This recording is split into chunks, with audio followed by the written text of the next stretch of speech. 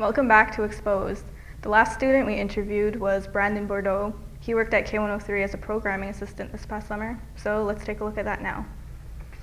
So now we're at K103 and we're going to be interviewing Brandon Bordeaux, who's their summer student. So let's go see what he's up to. 3:43 in the afternoon for Tuesday, August the 23rd. And we've got an old friend in studio with us, Mr. Brandon by the water. Hello, Abby. You're a superstar right now. I gotta give a shout out. You're being filmed for Exposed. What's being filmed? You're being filmed. I'm being filmed? Oh, come on, Brandon. Oh, You're a superstar. I would have never have guessed. As Buck would say, they're gonna put me in the movies. So this is the newsroom.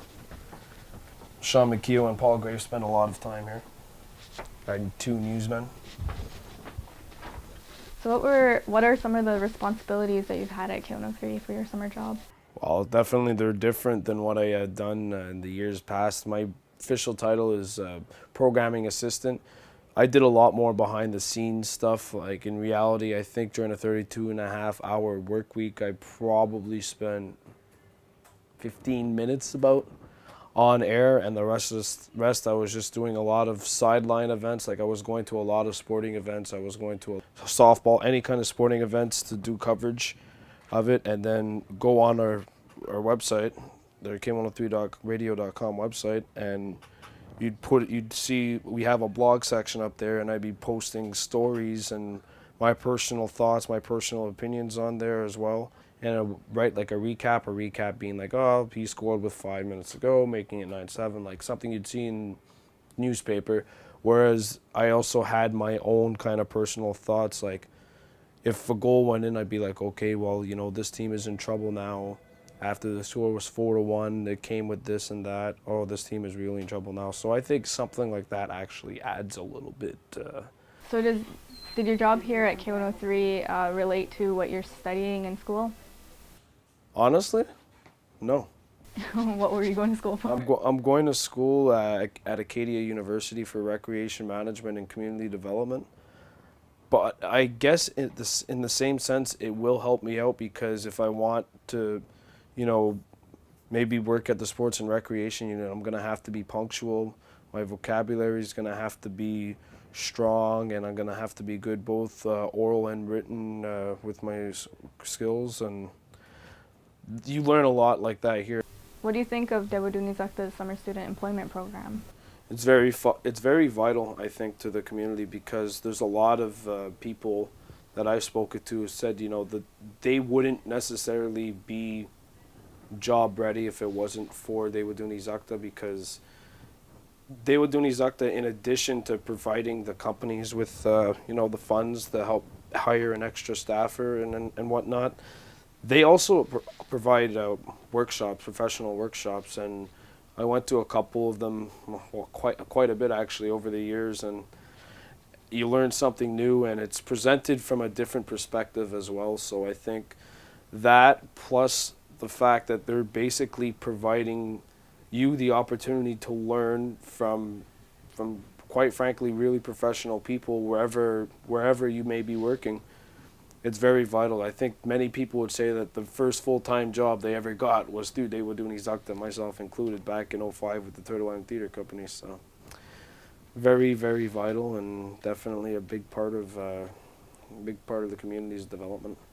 Well, thank you, Brandon, for inviting me to your workplace to see all the things you've done. No problem. Going to see you. Thank you very much for dropping by, and I enjoyed it, and hopefully you learned a little bit of what it's like to work at K103.7 FM, The Monster. All right, Anna. Since taping that, Brandon actually started university at Acadia, so the best of luck to him while he's there. For those of you who don't know, I actually was involved with the Kahnawake Summer Student Employment Program as well. I worked at Mohawk TV as a production assistant, and I had a great experience. And I think that's like the biggest reason why I think this program is so beneficial. It's because you get like great hands-on experience that like you just can't get really like while you're in school. Yeah, for myself, I wanted to be in the field of education now for a long time, and you know, it was a perfect opportunity. My mom had suggested to me, like, step by step, you could you know, kind of get your foot into the door in some kind of institution that offers an educational program. So I started out at Step by Step, and I got it through the Summer Student Employment Program. And from there, I've just, you know, I've worked at Step by Step, Rising Sun, and this past summer, I worked for 7 Generations as a daycare assistant, you know. It's a really good experience for people who want to go into that kind of a field. How many years have you been participating in the program for? I participated in the summer student program since I was 17, so that's 4 years now. I think I've done it for maybe 3 or 4 summers too. But do you find were there any years that you applied and didn't get a job? I always managed to get a job, you know, somehow, and it was always in the field that I wanted to. So I was lucky for that I was always given the opportunity to have a job along the lines of something that I wanted to do or I was going to school for. Yeah. Actually, no, last year actually I didn't receive a job through that program, which was unfortunate because like I think it's so great and I think it's really beneficial for like the student and the employer. You also get like as a student, like you get to go to like the workshops and stuff that they offer, and I don't know, I find a lot of them are interesting, and you also get the day off of work. Yeah, you know, sometimes it finishes at 3 and then you don't have to go back for your extra hour. No. But I was surprised that there was like, well, actually it wasn't that surprising, but there was as I said earlier, there was 107 applicants and only 35 of them received jobs. So I think it is really competitive, but that's kind of the way real life is anyway. Yeah, it's like the workforce, you know, there's always going to be competition on who.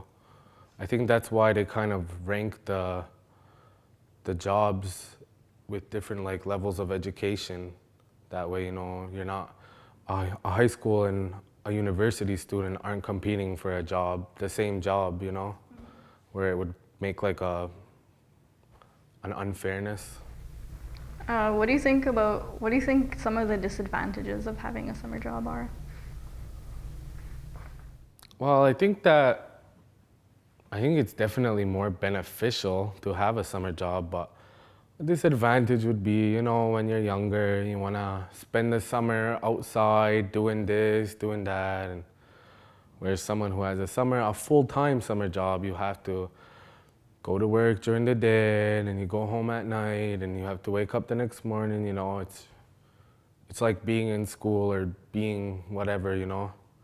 You only have your weekends off, so in that sense, maybe it may not be appealing to certain individuals. Yeah. But I think it's clearly like the benefits outweigh, because obviously like you're making money, and one thing that is again like just an advantage of this specific program is that the wages are set, but depending on what level of education you are.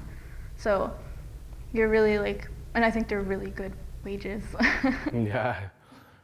And it's just like you might get that same job like somewhere else, but you're getting paid like pennies less and you're doing like a lot more work. So next year, I think everyone should apply that's eligible. You have to be a full-time student and you have to be returning to school in the fall as a full-time student. Like, even if you do get turned down 1 year, you should apply. As long as you're eligible, you do have to be a full-time student returning in the fall.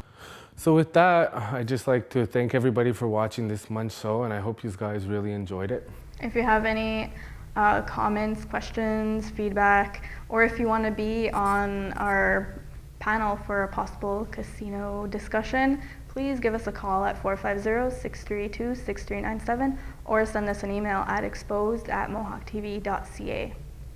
And don't forget, you can watch all the latest episodes of Exposed at mohawktv.ca/exposed. So thank you for watching and see ya in a month. Ona.